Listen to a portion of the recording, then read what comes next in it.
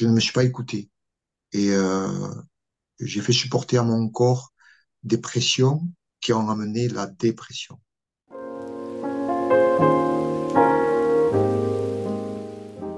Alors, je m'appelle Michel, j'ai la soixantaine, donc en résumé, depuis 1998 jusqu'en 2017, j'ai été sujet à la dépression, très dur au début, difficilement supportable en continuité, et après, je m'y suis habitué, je m'occupais par ailleurs, mais avec un désintérêt général de ce que ma vie était.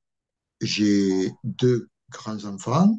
La première a deux filles. Le second, le garçon, va me faire une troisième petite fille.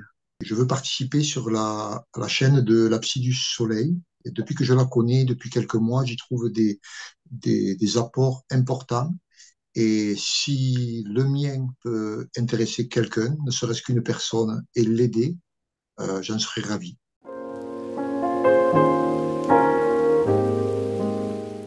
Je me suis permis de noter ce qu'était la dépression pour moi, et je pourrais argumenter de suite après. J'ai noté que pour moi, il s'agissait d'une résultante.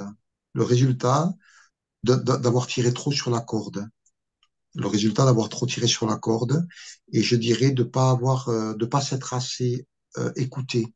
J'ai eu des alertes. Je me sentais d'abord pas trop bien avec les épreuves que je traversais. Et, euh, et j'ai insisté parce que je pensais que j'allais être suffisamment fort pour répondre aux problèmes de l'époque, des problèmes de travail, en ont suivi des problèmes de couple. Et je pensais là aussi être suffisamment fort pour m'en sortir. Et pensant que nous étions mariés pour la vie et que nous avions la vie pour nous relever de ces difficultés qui se présentaient, je ne me suis pas écouté. Et j'ai fait supporter à mon corps des pressions qui ont amené la dépression.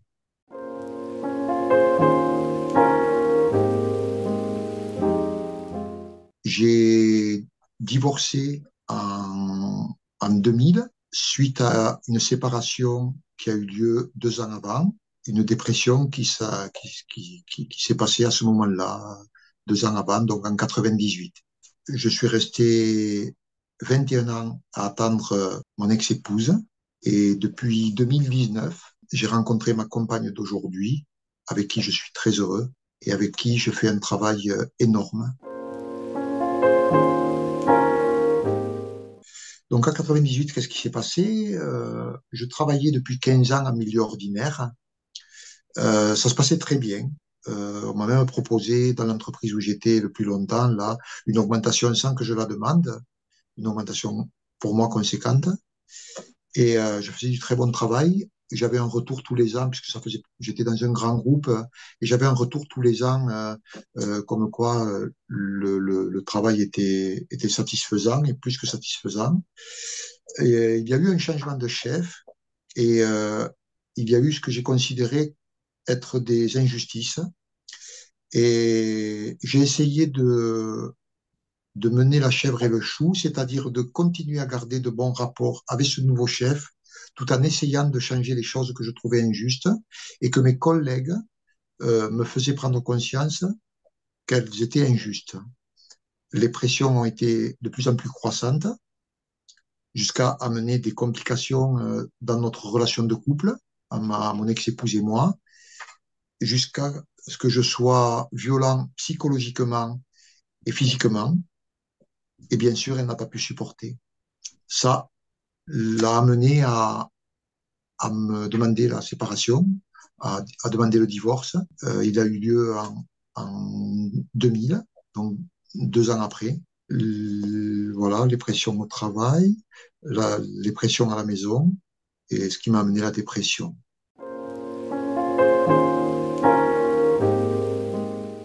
Les symptômes de ma dépression, ils ont été d'abord la culpabilité. Alors, je ne sais pas si c'est un symptôme, mais en tout cas, pour moi, c'était énorme.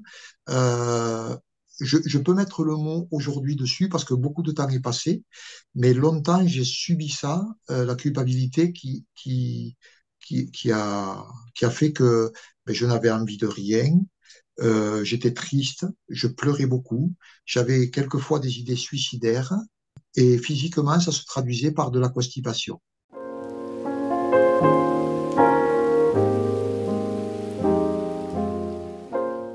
Alors, pour ce qui est de l'aide, j'ai de suite compris, avant même la dépression, que ça n'allait pas. Les dernières semaines, les derniers mois, avant que la dépression n'arrive, le 26 mars 98, je peux la dater. Quelque chose comme 2 mois avant, j'avais été voir le médecin de travail sur la structure où j'étais, puisque j'étais sous-traitant. J'ai été voir le médecin du donneur d'ordre de travail, médecin de travail. C'était une grande structure sur Toulouse. Et ce médecin a de suite vu que j'avais besoin d'un soutien psychiatrique, euh, un traitement psychotrope, des antidépresseurs. Je suis allé demander confirmation à mon généraliste, qui m'a dit la même chose. Et donc, j'ai pris rendez-vous avec un psychiatre. Par l'intermédiaire de généraliste, je l'ai eu rapidement. Et j'ai vu ce psychiatre 2 ou 3 fois avant que ma compagne me dise que c'était fini. Euh, Si vous voulez, on n'a pas eu le temps de voir de gros résultats. En tout cas, le mal était trop poignant pour mon ex-épouse. Elle n'a pu faire autrement pour elle que de demander la séparation. Donc, si vous voulez, l'aide, j'ai pu la demander juste avant la dépression. Et après, bien sûr, ça a continué avec euh, une prise en charge en clinique d'1 mois. Je n'ai pas pu faire plus parce que le psychiatre ne l'a pas voulu, mais moi j'en aurais eu grandement besoin. J'ai su des années après, par quelqu'un de très proche, que quelques années après, donc, elle avait pu passer 6 mois en psychiatrie. Moi, j'ai été lâché dans la nature au bout d'1 mois. Dans les années 2000, c'était probablement moins compris, moins aidé, je sais pas.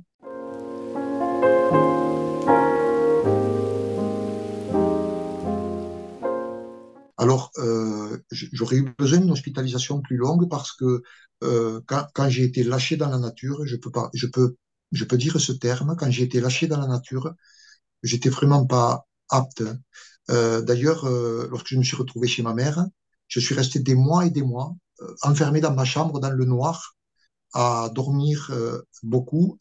Lorsque j'étais réveillé, penser énormément, les pensées tournaient en boucle et, et je restais dans le noir et en pleurant beaucoup, et je ne descendais dans la pièce de vie que pour manger, et je remontais aussitôt. Je ne sortais de la maison que tous les 15 jours pour garder mes 2 enfants qui étaient petits, 4 ans et demi et 7 ans, respectivement. Autrement dit, c'était quand même de la survie. Heureusement que j'ai eu le soutien de mon ex-belle famille qui, pour le bien des enfants, donc pour le bien de leurs petits-enfants, m'ont permis, lorsque je les avais en garde, d'aller chez eux et ainsi d'être soutenu parce que moi-même, je ne les aurais pas pris et le lien parental, en tout cas mon lien de père à enfant, aurait été certainement perdu ou alors grandement amoindri avec les conséquences que l'on peut imaginer sur les enfants. Ma mère m'a pris sous son aile chez elle et j'ai continué donc la prise en charge avec euh, à partir de 2000, donc de 98 à 2000, j'ai vu un psychiatre régulièrement. En 2000, j'ai commencé à faire la demande de voir une psychologue que j'ai vue jusqu'en... Je l'ai vue une vingtaine d'années. C'était du béquillage parce que je n'étais pas bien et que j'avais en tête cette idée de revenir avec mon ex-épouse. Et je crois maintenant, a posteriori, que si c'est resté comme ça, c'est-à-dire sans trop de progression, juste du béquillage, juste un soutien psychologique qui me permettait d'avancer d'une semaine l'autre jusqu'au prochain rendez-vous, ou de la quinzaine l'autre pour un prochain rendez-vous, euh, je n'ai pu voir de réels effets qu'à partir du moment où il y a eu un déclenchement. Donc, jusqu'en 2017, je rencontrais la psychologue au début toutes les semaines, puis tous les quinzaines, puis tous les mois. Si j'avais des épisodes éprouvants, Ça pouvait retomber à la quinzaine, voire à la semaine, mais c'était assez rare. La plupart du temps, ça redescendait à la quinzaine.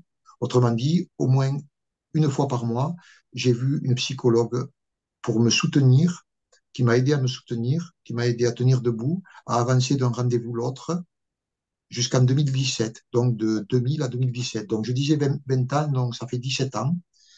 Mais après, j'ai continué à l'avoir 3 ans de plus, où là, il y a eu un réel travail d'évolution qui s'est continué avec une deuxième rentrée en clinique, mais là, à ma demande, pour faire un travail plus appuyé sur une addiction qui s'était qui s'était greffée sur mon parcours, à savoir une addiction à l'ordinateur et aux réseaux sociaux, qui est en cours du reste. Et après cette prise en charge d'un mois, j'ai changé de psychiatre qui, après quelques rendez-vous, a, a, a fait le constat, m'a fait avoir le constat et m'a dit que j'avais des traumatismes que je suis en train d'essayer de régler avec maintenant un psychanalyste.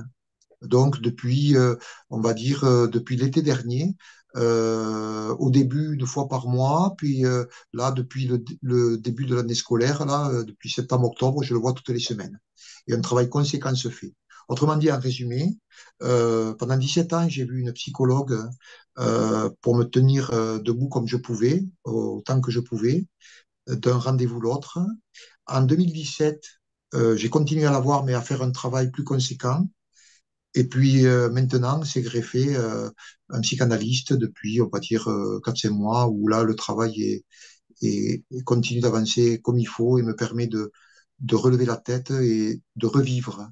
Je vais dire de revivre depuis 2017 progressivement, mais de plus en plus, grâce aussi, bien sûr, à la rencontre nouvelle que j'ai faite de ma compagne, que j'ai rencontrée en 2019, après avoir réalisé, je ne sais pas comment, un déclic, réalisé que c'était fini, je ne pouvais plus attendre mon ex-compagne.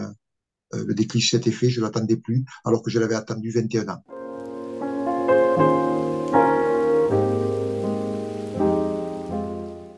Le rôle de la famille a été très important autour de moi. Se sentir aimé, je pense que c'est un sentiment, le sentiment principal que l'on ait besoin, sans vouloir être donneur de leçons. En tout cas, il l'est pour moi. Et je rajouterai également le soutien de l'entourage. Euh, Autrement dit, ben, pour moi, ça a été mon ex-belle famille et ça a été quelques connaissances, quelques connaissances. Et d'ailleurs, je me permets de dire qu'avec le temps, j'ai appris qu'il fallait prendre de la distance avec l'entourage ou la famille, qui peut être un frein à un mieux-être, à un mieux vivre, à une meilleure reconstruction.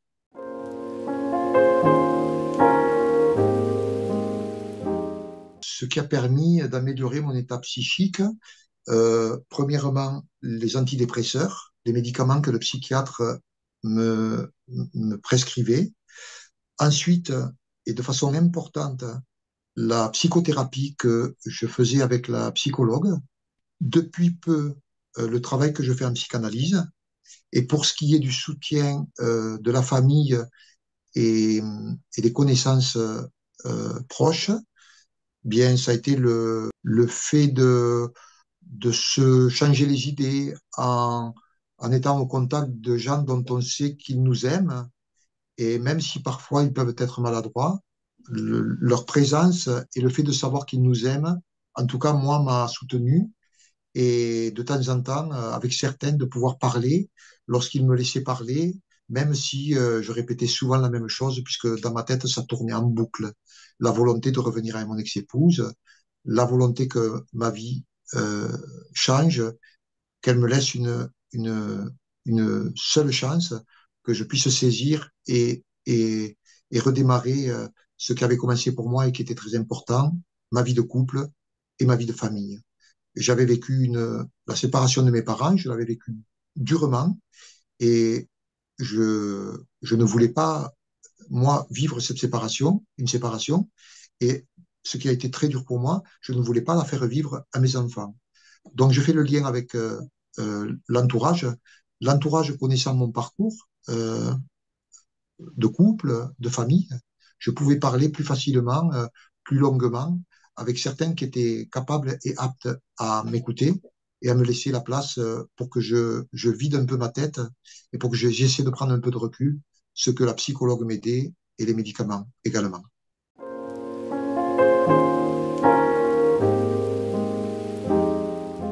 En 98, lorsque mon ex-épouse m'annonce la séparation, euh, je ne sais pas pourquoi, s'est présenté à moi un ordinateur. J'ai eu l'occasion de récupérer un ordinateur d'occasion.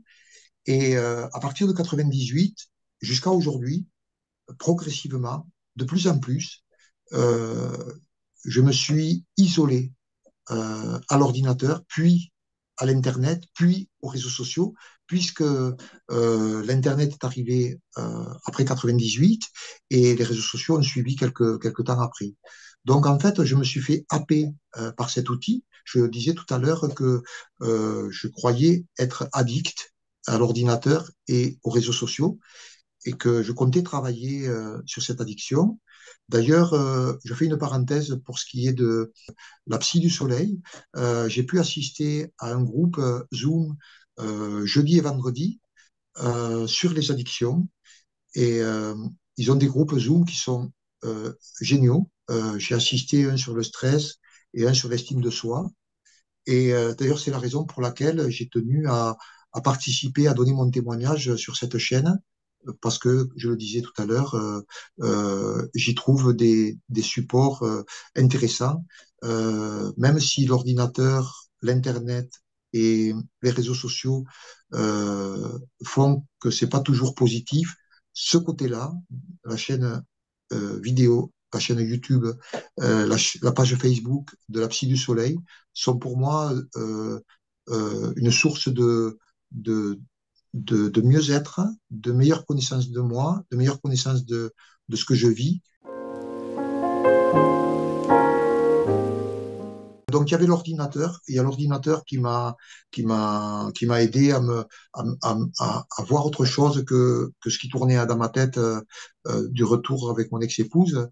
Donc, l'ordinateur, alors ça a commencé avec ma comptabilité, avec les courriers administratifs, et puis progressivement, après, à des tas d'autres choses. Tout le monde sait plus ou moins ce que l'on peut faire avec un ordinateur, avec l'Internet, avec les réseaux sociaux. Ce qui m'a aidé aussi, c'est quelques promenades que la psychiatre m'a encouragé à faire, de m'aérer, de prendre le soleil au bord de l'eau. Dans mes environs, là, il y a un beau lac avec un parcours autour. J'allais y faire le tour, ça m'aidait. Quelques relations auxquelles je rendais visite, la famille que je continuais de voir, l'ex-belle famille également. Et également, j'ai eu l'occasion de garder un chien, Titou, le chien d'une voisine, et ça m'a fait beaucoup de bien. Ça m'a donné envie d'aller le promener, et il y a une relation qui s'est établie entre lui et moi, ce cher Titou, avec lequel j'ai passé de bons temps, et qui m'a aidé aussi à mieux me sentir, à mieux être. Quoi d'autre? Ben, la moto. J'ai eu une rentrée d'argent dans le courant de ces 20 dernières années et j'ai dépensé la quasi-totalité de cette somme qui était assez conséquente en m'achetant 5 ou 6 motos, l'une après l'autre. J'en revendais une, j'en rachetais une autre parce que j'en avais envie d'une autre et ainsi de suite. Mais j'ai eu besoin de ça pour m'évader parce que j'étais très très mal. Là maintenant, il m'en reste une toute petite puisque mes finances ne me permettent pas plus. Et je prends plaisir à pas de façon luxueuse en allant me promener gratuitement comme ça, mais à l'occasion, quand je dois la prendre pour me déplacer, puisque je n'ai plus de voiture par manque financier, lorsque je la prends pour devoir me déplacer, ben j'éprouve encore du plaisir, donc ça m'aide. Il y a autre chose, oui, je me suis mis au dessin. Je me suis découvert une petite passion de dessin depuis quelques semaines, là, on va dire depuis 2 mois, et j'essaie tous les mercredis de me faire un moment d'essai.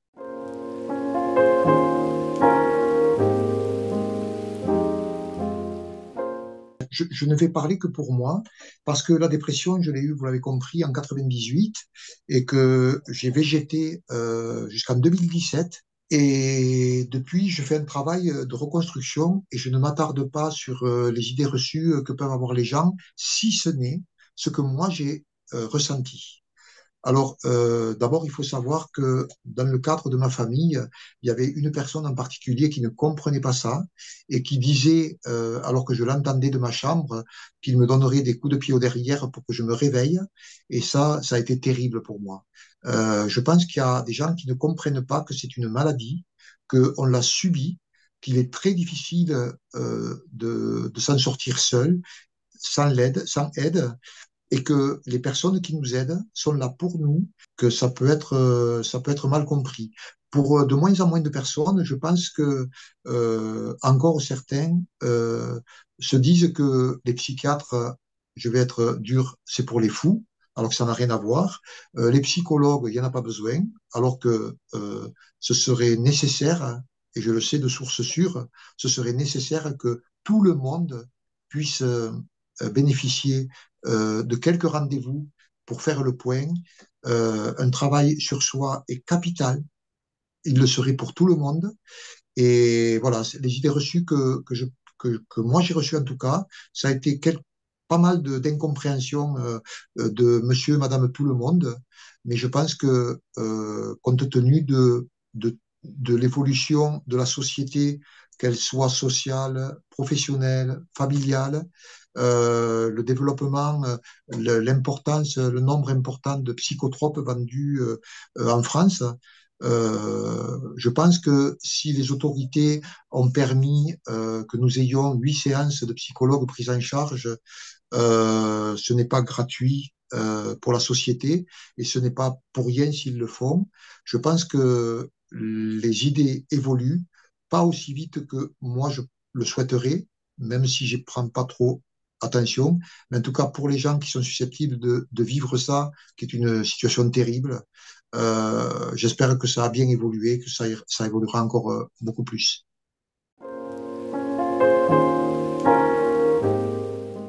Si je pense à des gens qui vivent ce que j'ai traversé, je les implore de faire appel à un professionnel qui n'ait pas peur de l'étiquette psychiatre. Ça a bien évolué, les choses, et j'en ai passé plusieurs. Je faisais le point tout à l'heure de mon parcours et j'en ai passé énormément, puisque j'ai passé de structure en structure aussi pour une reprise professionnelle, pour des structures de réinsertion sociale, de formation. Et euh, ce sont des professionnels qui sont à l'écoute et qui, en fonction de ce qu'ils entendent, proposent des traitements et des traitements qu'ils ajustent de façon à ce qu'ils soient le mieux adapté aux personnes avec la meilleure amélioration mentale. Et si c'est possible, si c'est conseillé par le psychiatre, qu'ils n'hésitent pas à passer le cap, de faire un travail sur eux-mêmes avec l'aide d'un psychologue ou d'une psychologue, c'est ô combien aidant, grandement aidant. Pour ce qui est capital, vous l'aurez compris certainement dans mes propos depuis le début, ce qui est essentiel pour chaque être humain, je pense, de faire un travail sur soi.